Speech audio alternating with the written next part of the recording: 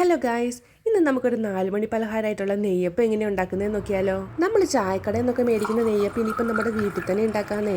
നല്ല മൊരിഞ്ഞ് super soft ആയിട്ടുള്ള ഒരു നെയ്യപ്പം ഉണ്ടാക്കി നോക്കാം അല്ലേ.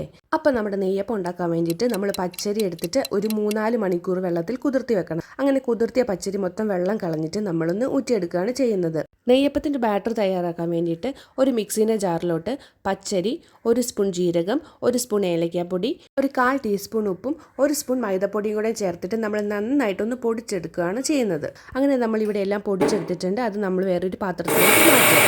ഇനിയിപ്പം നമുക്ക് ശർക്കര പാനിയാണ് തയ്യാറാക്കേണ്ടത്. ശർക്കര പാനി തയ്യാറാക്കാൻ വേണ്ടിയിട്ട് ചീകിയ ശർക്കര ഒരു പാത്രത്തിലിട്ടിട്ട് കുറച്ച് വെള്ളം കൂടി ഒഴിച്ച് നമ്മൾ നന്നായിട്ടൊന്ന് ഉരുക്കിയെടുക്കണം. അങ്ങനെ ഉരുക്കിയെടുത്ത ശർക്കര നമ്മളൊരു അരിപ്പയിൽ കൂടെ അരിച്ചിട്ട് നമ്മുടെ നേരത്തെ തയ്യാറാക്കി പൊടിച്ച് വെച്ചിരിക്കുന്ന മിക്സിലോട്ട് ചേർത്ത് നന്നായിട്ടൊന്ന് മിക്സ് ചെയ്തെടുക്കുക.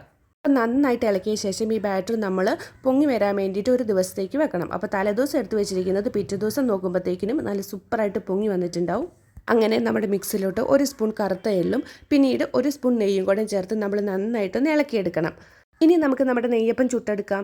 ഈ നെയ്യപ്പം ചുട്ടെടുക്കാൻ വേണ്ടിയിട്ട് നമ്മളൊരു ചട്ടിയിലോട്ട് ആവശ്യത്തിന് എണ്ണ ഒഴിക്കണം.